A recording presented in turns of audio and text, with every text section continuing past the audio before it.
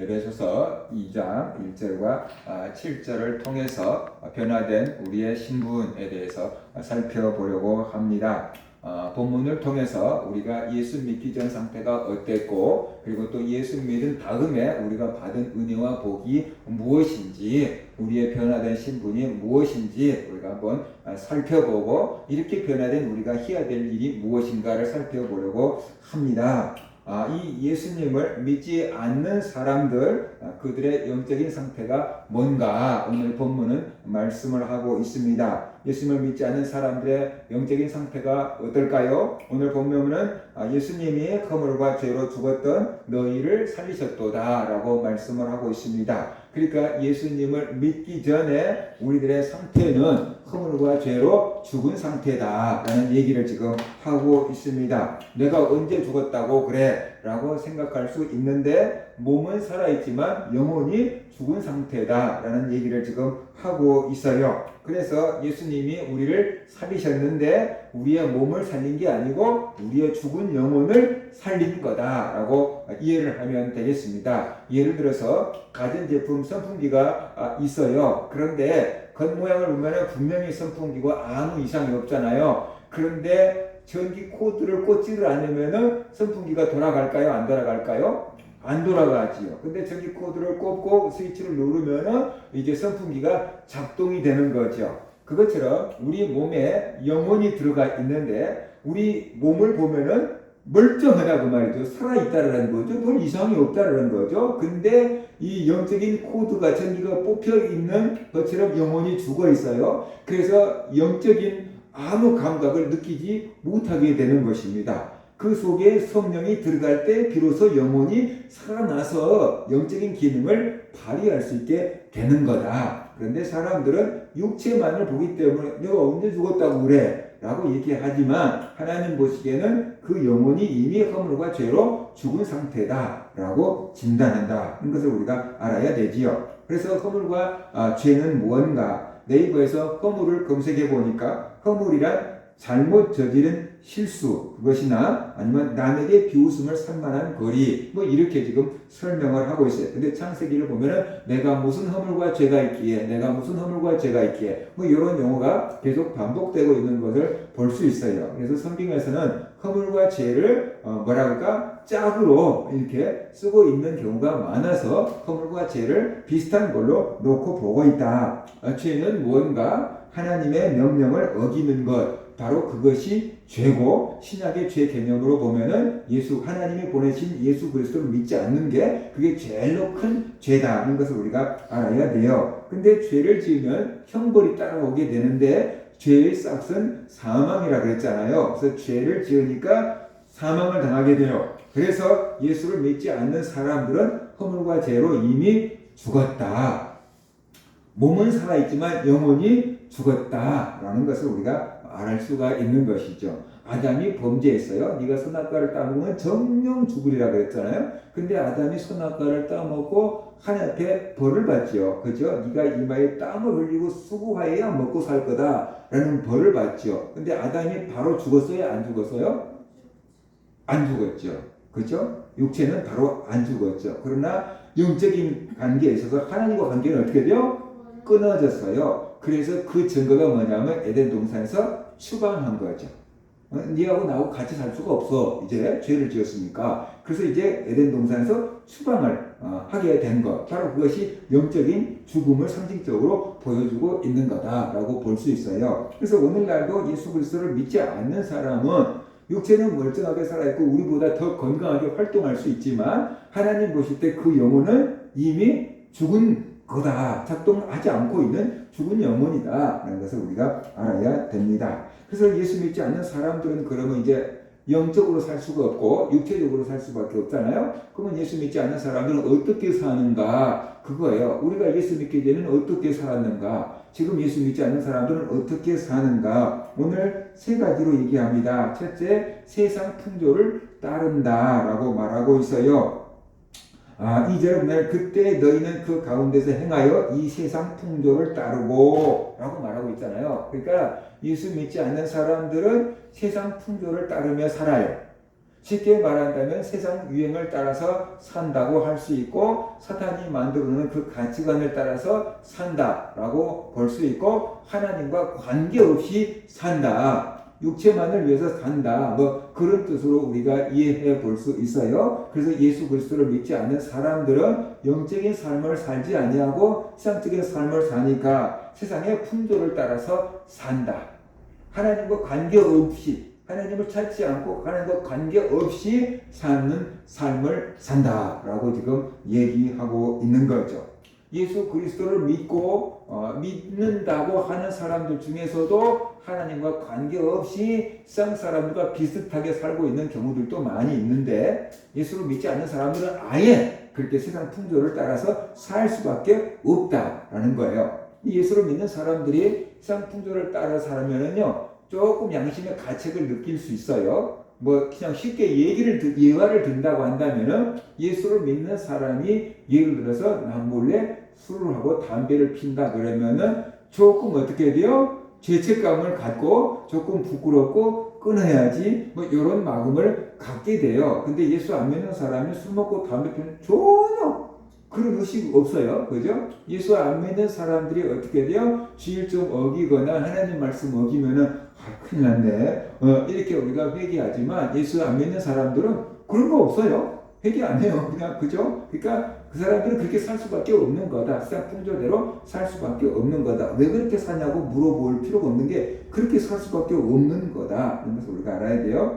그 다음에 두 번째는 공중 권세 잡은 자를 따라서 살았다 그랬어요. 2절 보면은 세상 풍조를 따르고 공중 권세 잡은 자를 따랐으니 곧 지금 불순종의 아들들 가운데서 역사하는 영이라 라고 말하고 있잖아요. 그러니까 예수 믿지 않는 사람들은 이 불순종의 아들들 가운데 역사하는 그 영을 따라 산다는 거죠. 그게 누구냐 그러면 공중 권세 잡은 자다. 그러면 공중 권세 잡은 자가 누구냐 그러면 사탄이고 마귀다. 사탄이고 마귀가 공중 권세 잡은 자로 성경에 나옵니다. 그러니까 이 사탄 마귀를 따르는데 그의 종노릇을 하고 있는 거예요. 사탄 마귀가 어떻게 그 사람들을 종노릇 시키느냐, 와가지고 사탄 마귀가 와갖고 너 요렇게 해 저렇게 해 막 하는 거 아니에요. 이 사탄 마귀가 이미 세상에다가 가라지를 쫙 뿌려놨어요. 사람들 마음 가운데 가라지를 뿌려놨다고요. 하나님을 싫어하는 가라지, 하나님을 대적하는 가라지, 성경을 믿지 못하게 하는 가라지, 그런 가라지를 쫙 뿌려놨어요. 사람들 마음 가운데 그게 자라가지고 하나님 말씀을 전해주면 안 믿어요. 뭐 죽으면 끝이지, 뭐 하나님 있으면 어디 있어, 내놔봐, 뭐 이렇게 하면서 안 믿는다라는 거죠. 그리고 사탄이 시킨 대로 돈이 최고야 막 이렇게 살아가는 거죠. 이런 것들이 바로 어떻게 돼요? 공중 권세 잡은 자를 따르는 거다 라고 볼 수 있어요.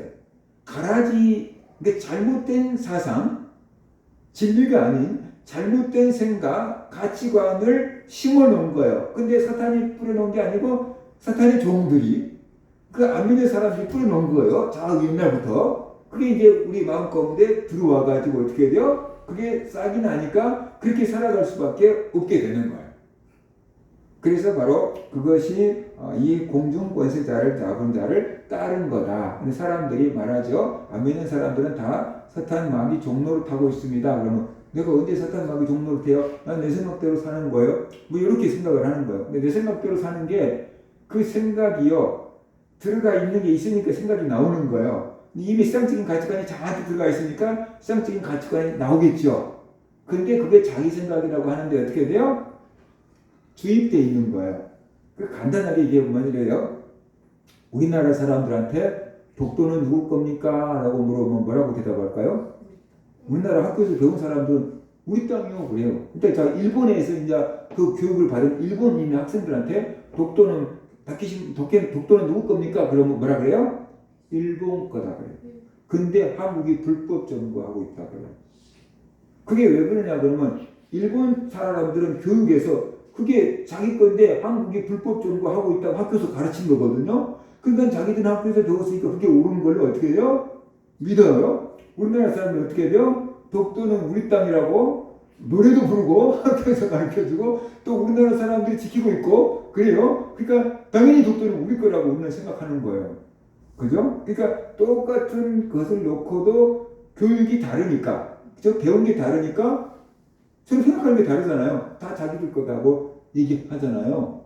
그래서요, 그냥 내 생각이 나오는 게 아니에요. 들어가 있으니까 나오는 건데, 잘못된 것이 들어가면 어떻게 돼요? 잘못된 게 나오고, 좋은 게 들어가면 좋은 게 나오는데, 하나님의 말씀이 아닌 세상적인 사상은 뭐냐 그러면 다 사탄이 뿌려놓은 가라지인 거예요. 그러니까 가라지가 들어갔으니까 가라지 열매를 맺을 수밖에 없는 거죠. 그것이 사탄의 종로로 타고 있는 건데, 그 사람들이 너무 많아요. 사탄의 종로를 타고 있는 사람들이 너무 많아요. 그런 생각을 갖고 사는 사람들이 너무 많아요. 그러니까 정상이라고 생각하는 거예요.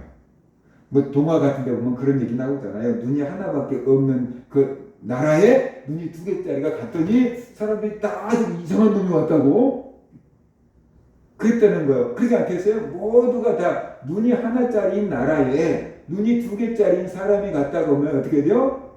이상한 사람이 왔다고 할 거 아니에요. 우리들은 다 눈이 하나인데 니만 왜 2개냐고 이상하다고 하지 않겠어요? 그죠? 그러니까 그런 잘못된 가라지 사상을 먹고 내뱉고 있는 사람이 너무나도 많기 때문에 그것이 옳은 줄로 알고 그것이 당연한 것인 줄 알고 그것이 진리인 줄로 착각하면서 살고 있는데 그게 다 사탄한테 속고 있는 거다. 그 얘기를 하고 있는 거죠. 그러니까 우리나라 사람들은 청소년들 담배 피지 말라고 학교에서 교육하잖아요. 근데 어떤 나라에 보니까요 3살짜리, 4살짜리가 담배를 피고 있더라고요. 외국인데 아프리카 같은 데인데 그런 나라는 뭐 애들을 피우면 안 된다 그런 개념이 없는 거예요. 다 피는 거예요. 그냥 애기들도 피고 어른도 피고 다 피는 거예요. 그 나라에서는 아무렇지도 않아요. 우리나라 사람들이 그걸 보니까 어떻게 돼요? 애기가 담배를 피워. 우리는 뭐 깜짝 놀라는 거예요. 근데 그 나라 사람은 그냥 자연스러운 거예요. 애기가 밥 먹듯이 자연스러운 거예요. 그러니까 어디서 자라냐에 따라서 양심도 어떻게 돼요? 달라지는 거예요. 양심도 달라지는 거예요. 그래서 이게 제대로 된 정보가 들어가야 되는데 잘못된 정보가 들어가서 작동이 되잖아요. 그러니까 그 사탄의 종로를 타고 있는 거다 하는 겁니다. 그 다음에 3번째로 육체의 욕심을 따랐다 그랬어요. 우리 육체의 욕심을 따라 지내며 육체와 마음에 원하는 것을 하며 살았다라고 말하고 있잖아요. 그러니까 이 바울이 지금 얘기하고 있는 건 바울도 예전에는 육체의 욕심을 따라서 지내며 육체와 마음이 원하는 대로 하며 살았대요. 바울은 유대인이었거든요. 그리고 그 중에서 똑똑하다고 하는 바리새인이었거든요. 그런데 지나놓고 보니까 자기도 육체의 욕심을 따라서 살았고 육체와 마음이 원하는 대로 하며 살았다라고 고백하고 있잖아요. 언제요? 예수님 만나기 전에. 예수님 만나기 전에는 육체를 따라서 살 수밖에 없었다라고 지금 고백하고 있는 거예요. 그러니까 유대인도 그랬고 제일로 엄격하게 하나님을 믿는다고 하는 바리새인도 그랬어요. 그러니까 예외가 없다는 뜻이에요.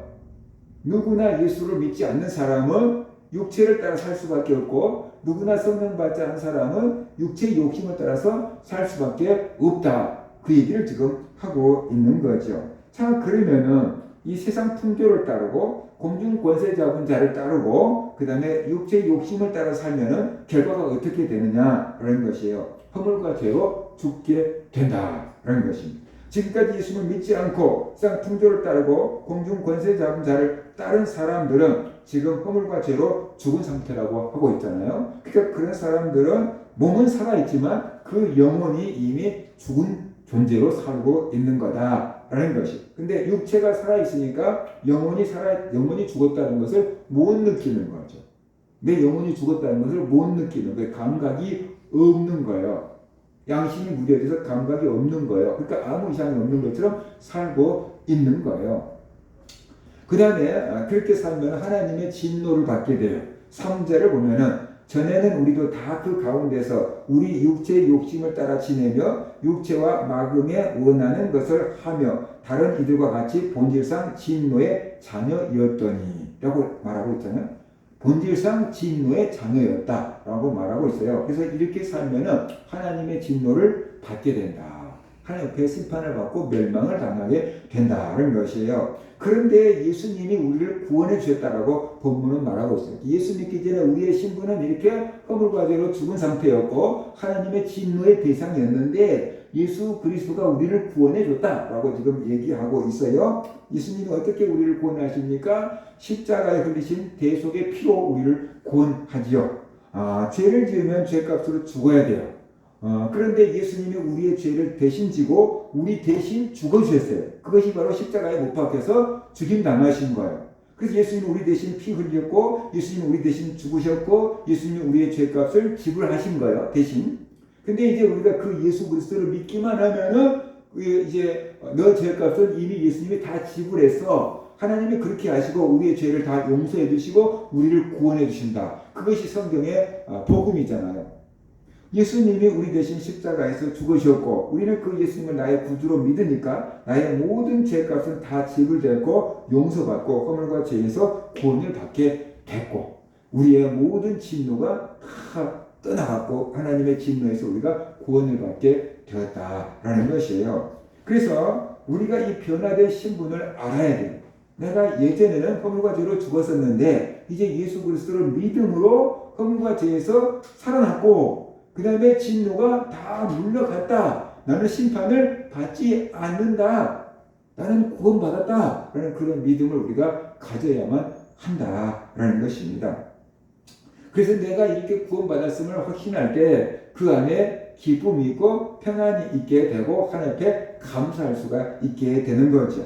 그러면 하나님이 우리를 살려주신 이유가 뭐냐? 하나님이 예수 그리스도를 통해서 우리를 죄에서 구원해 주신 이유가 뭐냐라는 것이요. 4절을 보세요. 긍휼이 풍성하신 하나님이 우리를 사랑하신 그 큰 사랑을 인하여 허물로 죽은 우리를 그리스도와 함께 살리셨고 라고 말하고 있잖아요. 그러니까 하나님께서 우리를 예수 그리스도를 통해서 구원해 주신 이유가 뭐냐면 하나님은 긍휼이 풍성하신 분이래요. 우리가 멸망당하는 것을 보고 좋다고 박수를 치고 막 환호성을 지른 분이 아니고 아이고 저거 어떡하나 그리고 안타깝고 저거 거면 안 되는데 어떻게든지 살려야 되는데 그렇게 불쌍히 여기는 마음을 하나님이 갖고 계신다라는 것이. 그리고 하나님이 우리를 사랑하신대요. 왜냐하면 하나님이 우리를 만드셨고 우리가 하나님의 형상을 닮은 존재이기 때문에 하나님이 우리를 사랑하신대요. 그래서 어떻게든지 우리를 구원하려고 하나밖에 없는 외아들을 보내서 십자가에 못 박아 죽임당하는 그 일을 시키면서 우리를 구원하셨다. 그래서 요한복음 3장 16절에 하나님이 세상을 이처럼 사랑하사 독생자를 주셨으니 이는 그를 믿는 자마다 멸망하지 않고 영생을 얻게 하려 하심이라 라고 말씀하고 있잖아요. 그러니까 쉽게 말하면 이거예요. 내가 착해서 구원해 준 게 아니고 내가 잘나서 구원해 준 게 아니고 내 집안이 대단해서 구원해 준 게 아니고 내가 돈이 많아서 구원해 준 게 아니다라는 거죠. 하나님이 성품 자체가 긍휼이 풍성하신 하나님이기 때문에 우리를 구원해 줬다는 것이고 하나님이 우리를 사랑해서 우리에게 구원의 길을 열어준 거다. 그 얘기를 하고 있어요. 그러니까 우리가 구원받는데 내가 한 일이 아무것도 없다는 거예요. 근데 하나님이 나를 구원해 주셨다는 거죠. 그러니까 우리 입장에서 어떻게 돼요? 하나님 은혜가 감사할 뿐이다. 하나님의 은혜가 감사하고 감사하다. 라는 것을 우리에게 말해주고 있습니다. 예를 들어서 아무것도 한 일이 없는데 우리가 지나가는 학생한테 맛있는 거 사먹으라고 돈이라도 한 10,000원 준다고 하면 어떻게 되겠어요? 처음에는 이상하다고 생각했지만 그렇지 않고 좋은 의미로 준다고 한다면 감사합니다 막 그럴 거 아니에요. 근데 돈 10,000원 주고 50,000원 정도 준 게 아니라니까요. 허물과 죄로 죽은 우리를 어떻게 돼요? 살려주셨다니까요. 지옥 심판을 받아야 될 우리를 어떻게 돼요? 천국 가는 백성으로 만들어 주셨다니까요. 그 은혜를 깨달으면 우리가 감사하지 않고 보일 수 있겠느냐라는 거죠. 보세요. 베드로하고 요한이 성전 미문에 들어가다가 나면서부터 안진병이 된 사람을 보고 나사렛 예수 이름으로 일어나 걸으라고 이렇게 세우고 그렇죠. 그러니까 그 사람이 일어서서 걷고 뛰고 했죠. 근데 걷고 뛰고 하나님을 찬양했다고 했어요. 성전에 들어가면서 걷고 뛰고 하나님을 찬양했어요. 안 그러겠어요? 우리가 몸이 아파갖고 있다가 치료만 돼도 이제 살 것 같다 그러잖아요. 그죠? 그동안에 못 먹었던 거 막 먹고 싶고 막 그러잖아요. 근데 평생 걸어보지도 못한 사람을 딱 걷게 만들어놨으니 그 사람이 얼마나 기쁘고 즐겁고 새 생명을 얻는 것 같겠잖아요. 그러니까 걷고 뛰며 즐거워하며 하나님을 찬양한 거예요. 이게 감사한 거죠. 그죠? 근데 죽은 우리들을 살려놨다는 거예요. 그러면 우리는 그보다 더 기뻐 뛰며 감사하며 하나님을 찬양하고 감사해야 되는 거죠. 근데 내가 받은 은혜가 구원이 얼마나 큰 것인지 모르고 실감이 안 나니까 깨닫지 못하니까 우리가 감사하지 않은 거다라는 것이. 그러면 하나님이 왜 우리에게 이렇게 과분한 은혜를 주셨는가? 하나님이 왜 우리를 허물과 죄로 죽은 우리를 살리셨는가? 왜 그리스도와 함께 하늘에 우리를 앉혔는가? 왜 천국 백성을 삼아줬는가? 그 이유가 7절에 나와 있어요. 이는 그리스도 예수 안에서 우리에게 자비하심으로써 그 은혜의 지극히 풍성함을 오는 여러 세대에 나타내려 하심이라는 거죠. 그러니까 하나님이 얼마나 은혜가 풍성한지 세상 모든 사람들이 깨닫도록 하기 위해서 우리를 은혜로 구원해 주신 거다라고 말하고 있어요. 예를 들어 생각해 봅시다. 하나님께서 우리에게 구원을 주시는데 한 100억 가져와. 그래가지고 우리를 구원해 주신다고 한다 그러면 우리가 90억이면 안 돼요? 그럼 하나님 안 된다. 그러면 우리가 뭐라고 하겠어요? 하나님 진짜 인색하시네. 이렇게 얘기하겠죠. 근데 100억도 1000억도 안 되는 걸 그냥 주면 어떻게 돼요? 하나님 진짜 좋으신 분이네. 하나님 진짜 대단하시는 분이네. 하나님 이렇게 좋은 분이야. 우리가 다른 사람들한테 어떻게 돼요? 자랑할 거라는 거예요. 자랑하라는 거예요. 그래서 대대로 하나님이 얼마나 은혜가 풍성한지를 깨우쳐 주려고 우리를 공짜로 구원해 주신 거다 라고 말하고 있는 거예요. 그러니까 하나님께서 값을 받고 구원해 주신 게 아니고 은혜로 구원해 주신 이유는 하나님의 은혜가 얼마나 풍성한지 여러 세대에 나타내려고 하나님이 은혜로 우리를 구원해 주셨다라고 말씀하고 있는 거예요. 자, 그러면은 이제 구원받은 우리들이 해야 될 일이 무엇이겠는가 하는 거예요. 그러잖아요? 분명하잖아요? 하나님께서 우리를 구원해 주신 이유가 있으니까 구원받은 우리가 해야 될 일이 무엇인가. 가장 첫 번째는 내가 예수 그리스도를 믿음으로 내 신분이 얼마나 바뀌었는지 알아야 돼요. 그런데 내가 예수 그리스도를 믿고 내 신분이 변화된 것을 보지 않고 내 환경이 뭐가 바뀌었는지를 보는 거예요. 그러니까 내가 예수를 믿기 전이나 예수를 믿은 다음에는 환경이 별로 바뀐 게 없어요. 내가 예수 믿기 전에 월급 300만 원 받았는데 예수 믿고도 월급 300만 원 받고, 내가 예수 믿기 전에 뭐 반에서 만 15등 했는데 예수 믿은 다음에도 반에서 한 15등 하고, 그러니까 사람들이 내가 예수 믿어도 바뀐 게 없는데 라고 하는 거예요. 환경을 보니까 바뀐 게 별로 없는 것 같잖아요. 그러니까 감격하지도 않고 감사하지도 않고 뭐가 달라졌는지도 모르는 거예요. 그런데 영적으로 보면은 예수 믿기 전에는 허물과 죄로 죽은 사람이었고 하나님의 진노를 받을 수밖에 없는 사람이었는데, 예수를 믿고 나니까 허물과 죄에서 우리를 살려놨고 우리 영혼이 살아났고, 그죠? 영혼이 살아난 거예요. 그 다음에 하나님의 진노를 면하게 됐어요. 그래서 지옥 갈 사람이 천국 가게 된 거예요. 하나님 하늘나라에 앉게 해줬어요. 천국 가게 해주었어요. 그러니까 신분상으로 보면 어떻게 돼요? 엄청난 변화가 온 거예요. 문제는 내가 이렇게 예수님을 믿고 신분상에 커다란 변화가 왔다는 것을 깨달아야 돼요. 깨달아야 돼요. 여러분한테 돈이 갑자기 10억이 생기면 어떡하겠습니까? 그러면 우리는 이렇게 생각할 거예요. 뭐 그때부터 좋은 옷 입고 먹고 싶은 거 먹고, 그 다음에 다른 사람들한테 좋은 일도 하고 자식들한테도 물려주고 뭐 그렇게 살겠다고 하겠지요. 김포에서 세무사를 하고 있는 어떤 성도님의 간증을 들어보니까 80억, 50억 이렇게 재산을 가지고 있는 어르신들이 아파트 들어가가지고 토지 보상을 받는데 수백억을 받는 거죠. 수십억을 받는 거죠. 아들들이 와서 얘기했대요. 아버지, 이번에는 제발 돈 좀 씁시다. 이번에 보상 나오면 제발 돈 좀 씁시다. 그런데 그 어르신은 뭐라고 이 세무사한테 얘기하냐면, 돈 버는 비결은 잔뜩 빚을 얻어다가 땅을 사는 거야. 그렇게 얘기한대요. 근데 그분이 많은 사람들을 얘기했는데, 그 중에 한 부자가, 엄청난 돈을 가지고 있는 부자가 자기가 가지고 있는 김포에 어마어마한 땅이 있었는데, 그 땅에 비닐하우스 같이 쳐놓은 거기에서 혼자서 사는데, 그 쓰레기 처리 비용이 아까워서 자기가 직접 다 모아놓고 거기서 쓰레기를 태우다가 불이 집으로 번지고, 그 쓰레기 매연을, 비닐 같은 것도 있었지 않겠어요? 그 매연을 먹고 쓰러져서 의식을 잃었는데, 그 들판이니까 사람들이 빨리 보지 못해가지고 그래서 숨졌대요. 그래서 그 아들들을 불러서 이제 유산을 상속하려고 하는데, 그 아들들이 카이스트 교수래요. 죽는 사람들이잖아요. 그 아들들이 와서 세무사한테 얘기하더래요. 세무사님, 저희 아버님 유산을, 엄청난 유산인데 우리가 받지 않고 저희 어머니가 받을 수 있게끔 해주면 안 됩니까? 그러더니 어머니 왜 그러냐고 물었더니 아버지가 어머니하고 이혼하면서 너무 매정하게 돈도 한 푼도 주지 않고 이혼했다는 거예요. 그 부자가. 그러니까 아들들 입장에서는 엄마가 너무 불쌍한 거야. 우리들 대학교 교수니까 살 만큼 삽니다. 그러니까 우리 어머니가 자기들이 받아갖고 어머니한테 주면 또 상속세가 또 나가죠. 그러니까 우리 어머니가 받을 수 있게끔 해주시면 안 됩니까?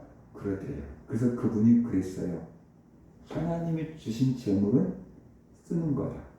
마귀가 주는 재물은 절대로 안 쓴다. 모아두기만 한다. 그러다가 저렇게 죽는다. 그 얘기를 하는 거야.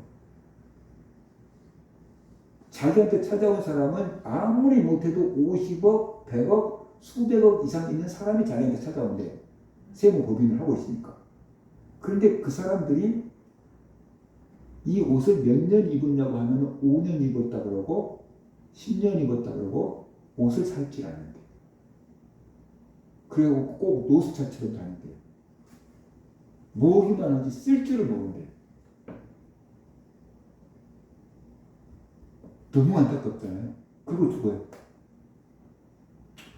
우리가 신분이 바뀐 걸 알아야 돼요. 내가 예수 그리스도를 믿고 신분이 바뀐 걸 알아야 돼요. 그리고 누릴 것은 누릴 수 있어야 된다는 거죠.